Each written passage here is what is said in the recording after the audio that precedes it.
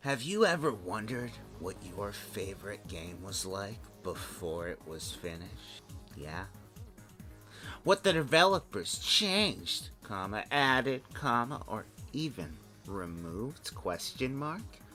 Yes. What could have been? Yeah, this would be me. Now that's not me saying it, because I'm not writing a terrible story on the internet. That's the author saying it. But I too share those interests. I've had a lifelong interest in prototypes, glitches, not sure why those are both in the same category, and similar unseen medias, as they're referred to on the streets. I still have this interest, but I've become cautious about delving into this little lost world after a recent event. It all started with what seems to be a completely chance occurrence. Does it involve GameStop or an old man or mail or something?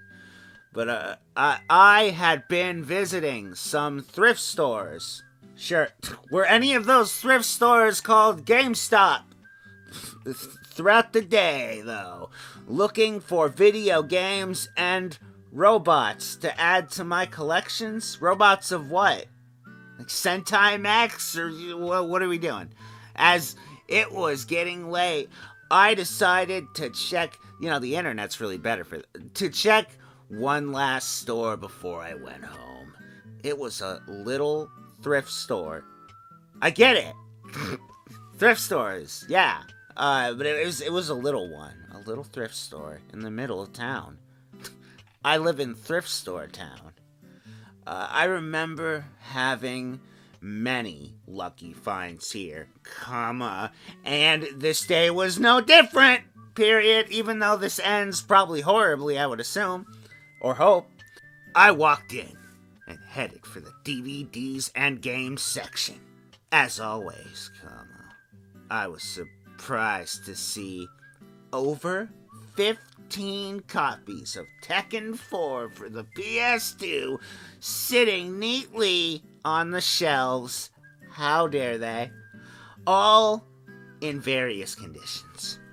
This was a somewhat common occurrence. I'm sure everyone out there is, used to seeing 15 copies of Tekken 4 for the PlayStation 2 just lying around, in life, as you do. Although, usually with VHS tapes rather than games. So it's a common occurrence, but usually with VHS. So it was not common in this case. It was uncommon, you could say, right? But I giggled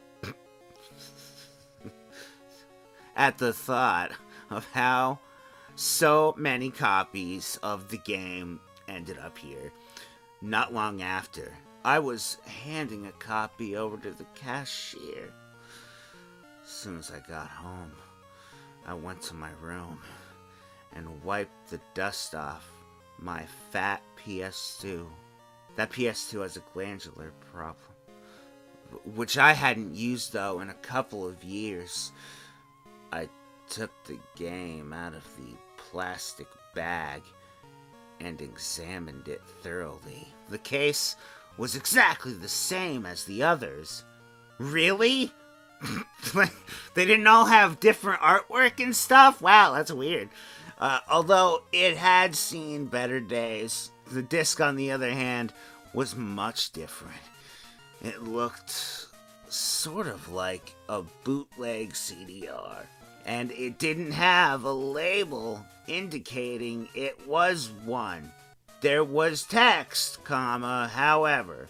It read the following: Tekken 4 Ver 1.3 Test Debug Disabled 2006 23.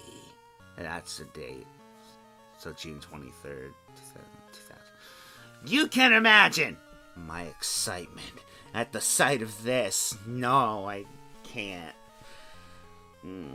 But perhaps I was drawing conclusions too early, but my mind instantly went to the possibility of this disc being a beta. Or, okay, alright.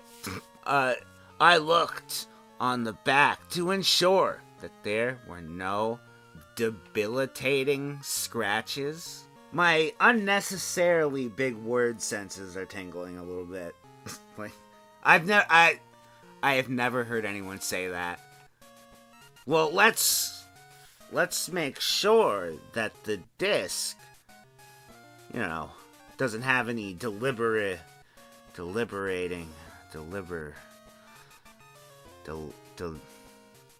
D word, scratches or other damages. But anyways, I placed that in my PlayStation 2. I was giddy. 5 points for use of the word giddy. Don't see that enough.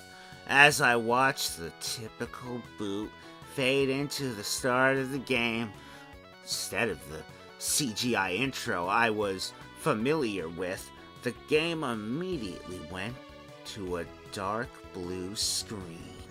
A voice clip of the announcer saying, "Good morning," played. Good morning.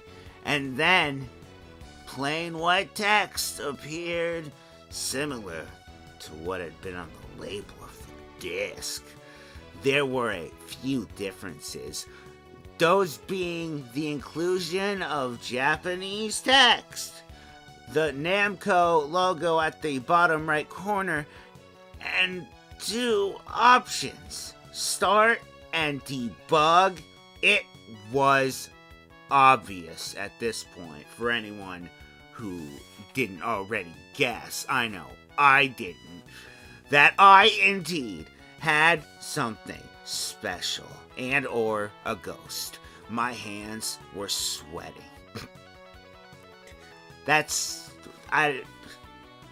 Ew. You're gonna ruin this whole fucking thing. Cause a shortage with your sweat. But what secrets could this hold? Based on the date and version number, this had to be a very early version of the game. Perhaps the arcade version being developed on a PS2. If I had to guess, the first thing I tried was selecting debug, which soft-locked the game. Way to go, author. I suppose that the debug truly was disabled. Yeah. After a restart, I selected the first option. Oh wow, you selected the only other option. Cool. But it sent me to a more simple menu. More simple than 2 options.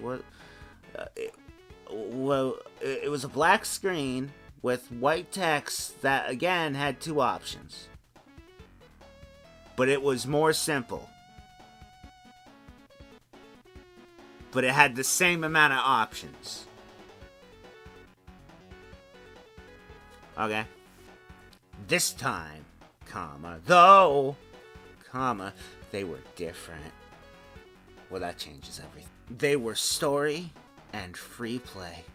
I decided to try free play first in order to see the differences in gameplay. When selected, it sent me to a simple... Everything is simple with you. You're simple with you. Simple character select screen with low-res images. All the options except for 4. 5 points for 2 fours. Because 4 is... It's bad, it's not a good number.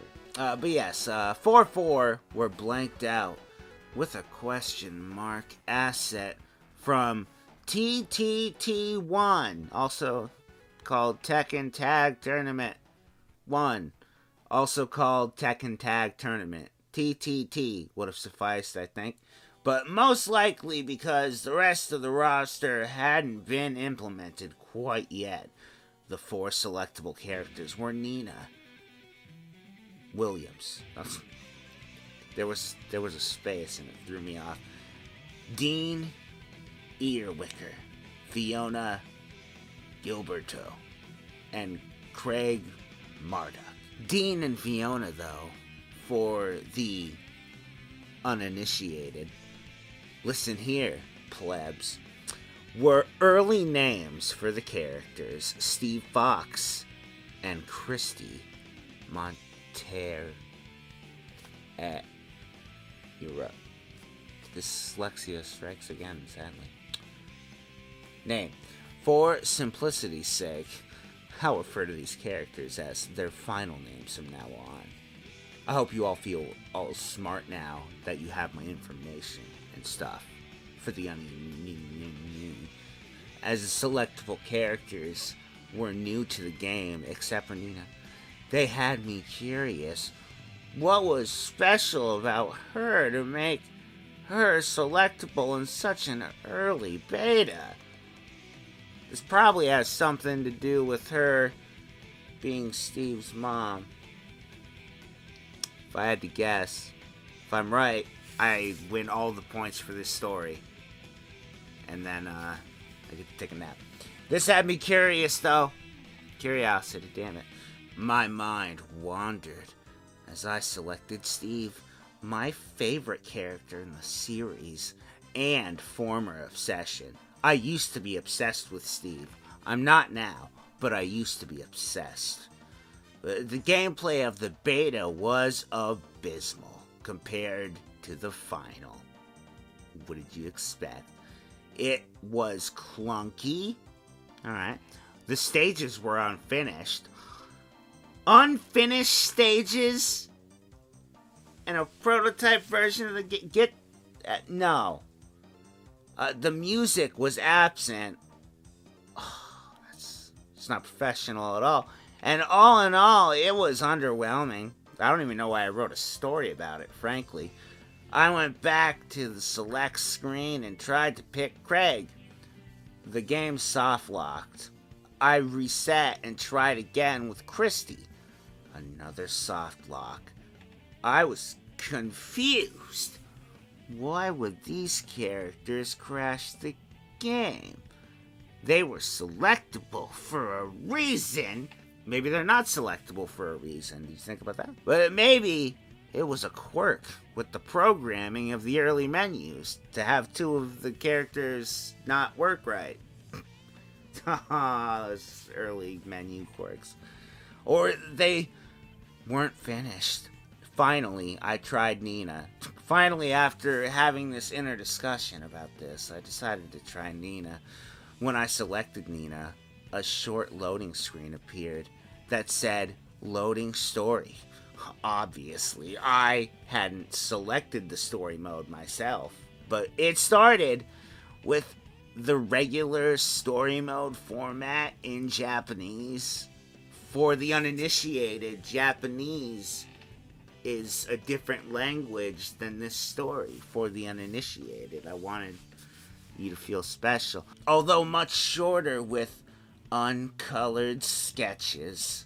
Not uncolored sketches! Namco at some point, they went off the rails. This is unforgivable. When I translated the text, master of translating Japanese text, it read the following. Nina was hired to kill. She will kill. Earwicker must die. The assassin missed the taste of blood and the smell of death. She enters King of Tekken 4 to pursue him. She enters King of... Does Tekken mean Iron Fist? Because it's the King of Iron... Well, anyways. Something unnerved me about this.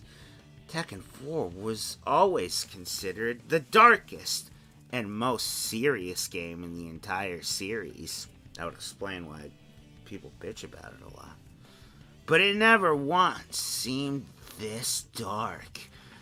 Maybe I was forgetting something. This didn't matter because I fought anyway. I needed to see the secrets. I gotta see them. There were 5 fights in total. 4 of them being against Christy and Craig. I hate them both. The only differences being their costumes and levels. For the uninitiated, levels are stages, and you fight in them. The final fight, however, was against Steve. Oh, he just made it into Smash Brothers. That's a coincidence. But Steve, as in the final game, this fight took place in a seemingly complete level.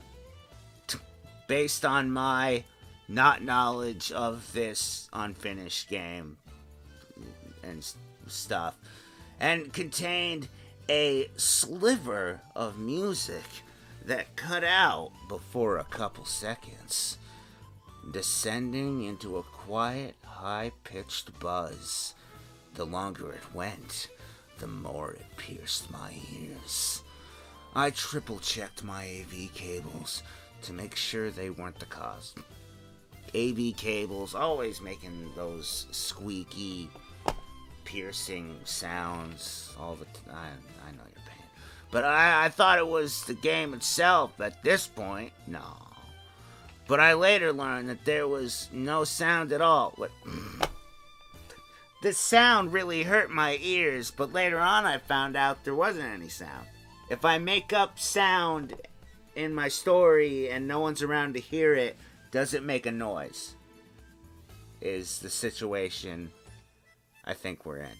But my chest sank, and my blood went cold. The longer it played, I became extremely weary of what was about to come. Probably more of that sound effect. But I pressed on anyways. Why is this in every story? No author is ever like, well, I don't know about this. Maybe I should sleep on it. Think it over. And, wake up early, we'll get some coffee, and then we'll decide whether or not we're going to keep involving ourselves with the spooky, haunted game. Why does every author have to be really fucking gung-ho about it? Like, no!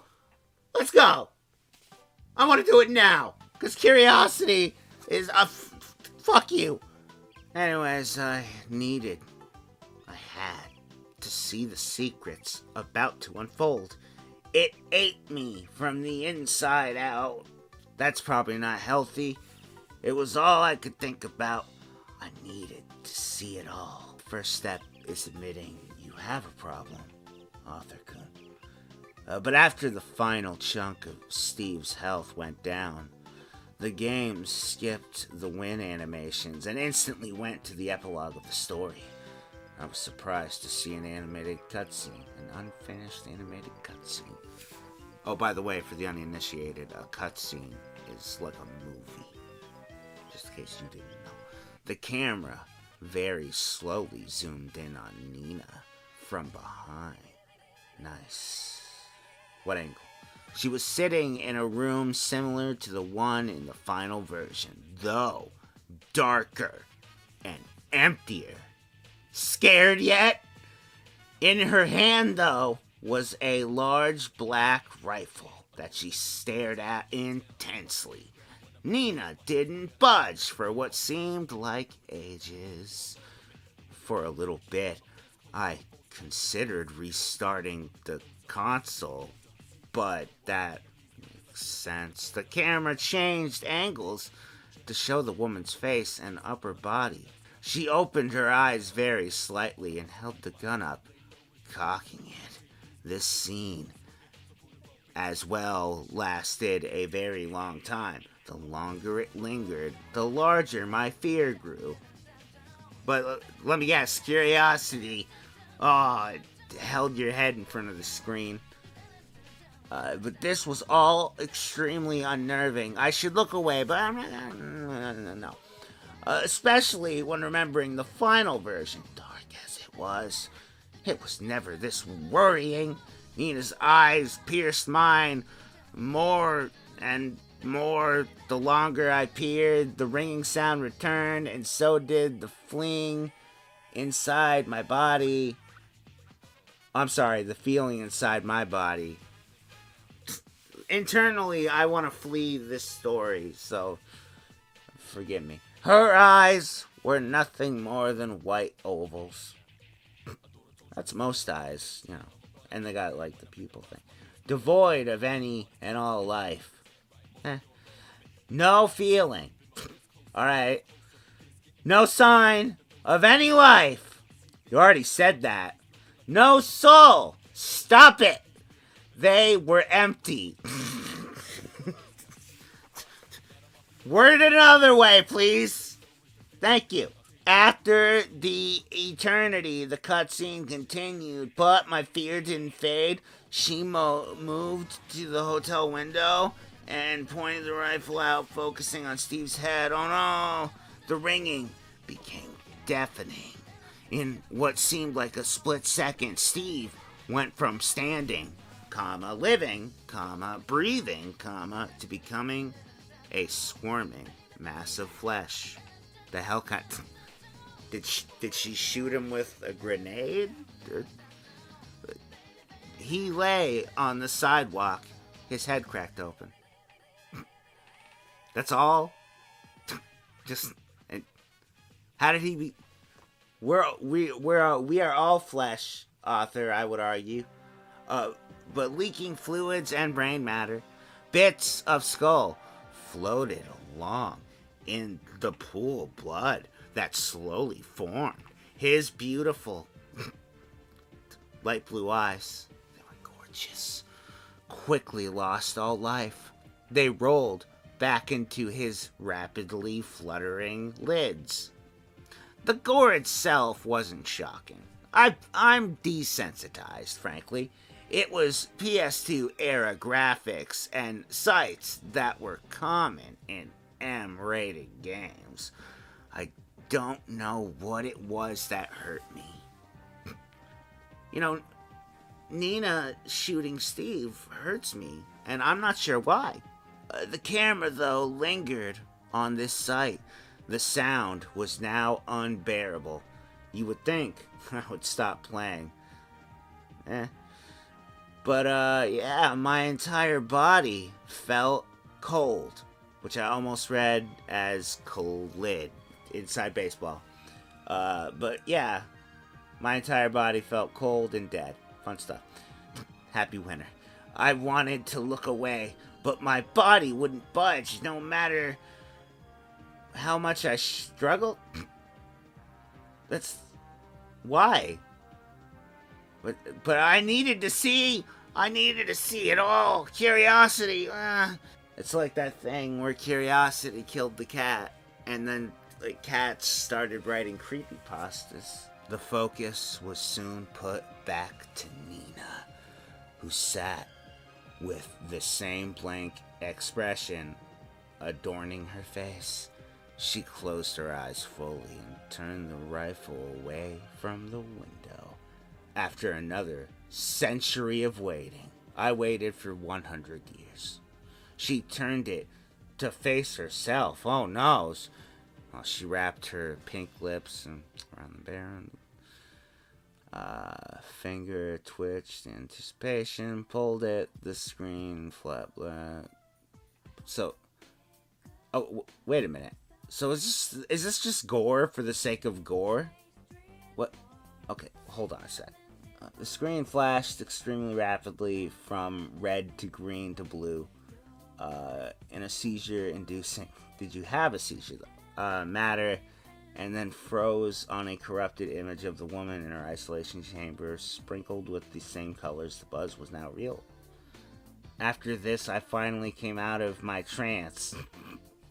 I was meditating. Stupid things. I was meditating about real dumb shit. And, as a terrible crunching sound emitted from my PS2. Don't mind that. That's the hard drive. But I rushed over to unplug it and manually pulled the disc tray out. I was horrified to find that the PS2 suffered a catastrophic hardware failure and completely destroyed the disc. How did it destroy the disc? It had a catastrophic hardware failure, ripping chunks from the plastic and melting through with the laser.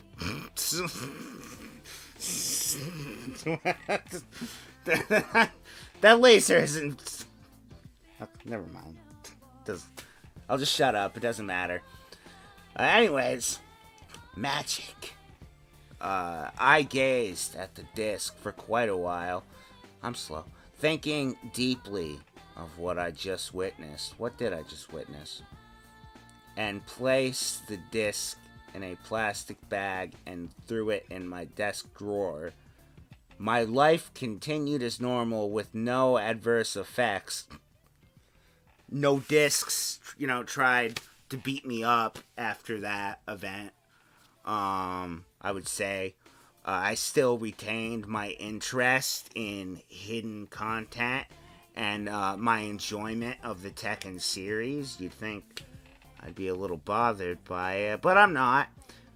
Story not going anywhere, apparently. But the event made me realize an important rule of life. Some secrets were never meant to be seen. Alright, this story is terrible. So, I earlier made a comment about the story making some connection about Nina being Steve's mother. And it's been a while since I've looked at the Tekken lore. But, the fact that they could focus so much of the story on just Nina and Steve and not bring that up at all bothers me so much. Like, you could have set up an actual interesting story and you do literal jack shit. That's just disappointing, honestly. And speaking of disappointing, I think it's time for an end slate. But this has been Bullshit Creepypasta Storytime. Thank you for watching. Hello everyone. Yes, you thought the video was over. Oh, what a foolish thought to think, because it's never over. Welcome back to End Slate, where the video is over, but it's not over at the same time. But it is mostly over, and I'm not forcing you to watch it. That's directed to the random people having conversations about End Slate on the internet, but won't fucking bring up my name. Hey, how's it going? Hope you're all doing well. Hope you had a nice Thanksgiving, and I bring a nice December thus far. Also, I hope you enjoyed the new video, the Bullshit Creepypasta Storytime on Tekken 4 prototype. Although I am beginning to think that's not the actual prototype of Tekken 4. I will leave that decision up to you all to decide. But yeah, hope you enjoyed the video. If you liked the video, and you want to subscribe or like it, that's cool, as always. In my 10 year, not gonna force you to do it. If you want to support me on Patreon, that's a thing. I can't link it in the description of the video, but it is a thing. And also I stream a bunch on Twitch. You should check that out. I have a bunch of VODs. Played Yakuza 7 for like 10 hours the other day. And I have a Twitter where I post nonsense, and a Facebook, and a Discord, and I think that's everything. And another channel that I'm trying to think of something else to do with behind the scenes, but I'm not telling anyone because it's a secret. But enough about social media. I think it's time to do what everyone came here for me to do, which is thank you wonderful people. That's right, I'm talking to you. Yes, you. And I'm being non-specific right now, so that way you can feel special. I don't have to say a specific name right now, but I'm about to say some specific names. So thank you, Phantom Ganon and Michaela, Deshaun Lewis, aka Shadow, aka Mother of the Stream. Thank you, Skinny720. Thank you, Mama Aki, another mom of the stream, actually. Thank you, Anal Bag and Whitman. Thank you, Matthew Newitt, Phantom. Oop, one sec. Phantom Masquerade. Why is this text so small? Thank you, Rabbit. Thank you, Derek Chapman and Cedars PhD. Thank you, Glad Goku, and thank you for being glad. Thank you, James Gary and oh, hold on a second. Text is so small. My God. Thank you, Slickster Maxel Tasca. Hope I said that right. Thank you, the Pie Man, and thank you, Hey, it's Brad. And Bradley Harder. That's 2 Brads. And thank you, Antonio Anguano. And Queen Sapphire. And Blinker002. And Lily Starflame. Nikki Layman. Eek. I said that different than I did last. I don't know how that happens. Thank you. And thank you, Nolan, Crunchy Face, and Fernando Silva. Thank you, Fernando. Thank you, Christina. And thank you, Kenpachi Ramasama and Michael Holder II. Thank you, Aria. And Ragnar the Green, leader of the Discord, because I'm too scared. I'm sorry. Love you. Thank you, Orderly Chaos, and Celador, and Crust. Crust is important. Thank you very much. Thank you,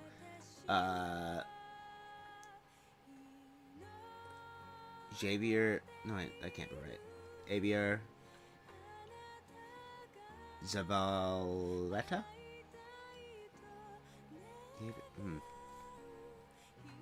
Xavier Zavaleta? I apologize, Yoshi Icon. The J, I'm wondering if the J is supposed to be silent or not.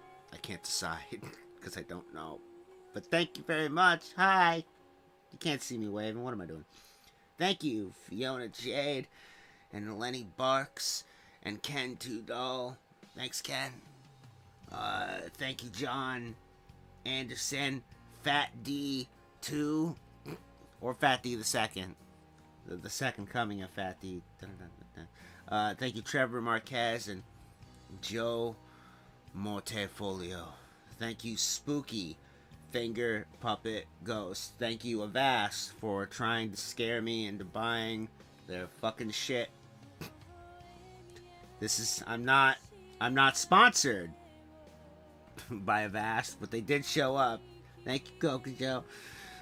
Thank you, Tim Klomp, and thank you, Keitaro, and David Jensen, and Shillick, and Dylan Swenson. And hold on, I have to turn the page. You know, it used to be I didn't have to turn the page. Just throwing that out there. Thank you, An Evil Ghost.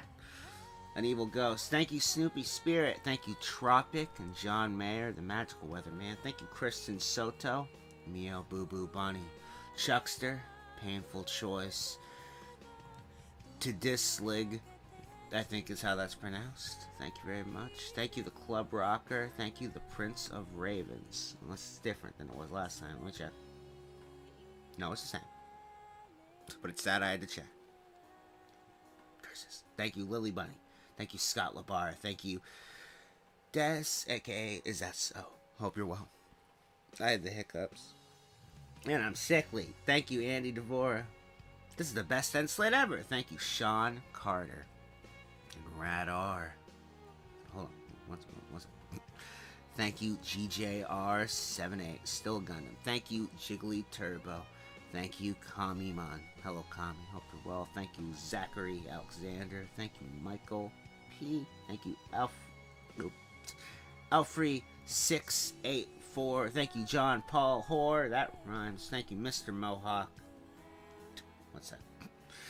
The Wheels in the Bus Go Die Die Die. Andrew Silverman. Greg Wolf. Mr. Bowler. Slow Scrolling. Mio Kuroshima. Thank you, Angel Bane and M Gamers. And Ryan Cole and the Red 9 and RE4. Still a very viable weapon. Thank you, Rivy Casey. Nikki Batelli. Thank you, Snooper. And John Garcia. Friend Carrick. Arpie Spies. Link the 8th. Come watch my streams. That's the name of their name. Thank you. Come watch my streams. Thank you, everyone who supports me on Patreon because you like my videos for some reason, even though I'm not the biggest fan. But hey, let's see how Audacity. Dyslexia. Damn it. Let's see how long we've been recording for. Audacity. Ooh, 7 minutes, 31 seconds. That's pretty good. Or, ish. So, that'll be enough to upset someone. And with that, my mission's accomplished. I hope everyone's enjoyed this video and has a lovely day or week or month. I plan on doing other videos this month. I hope you enjoy them. And if I for whatever reason, don't see you by the time Christmas or New Year's hits, I hope you have a nice Christmas and New Year's. Love you all. Thank you again for watching the video. If you're still watching at this point, thanks. Unless you're watching it out of spite, at which point that's weird. But thank you anyway. Love you all. And I'll see you all again next time on And Slay.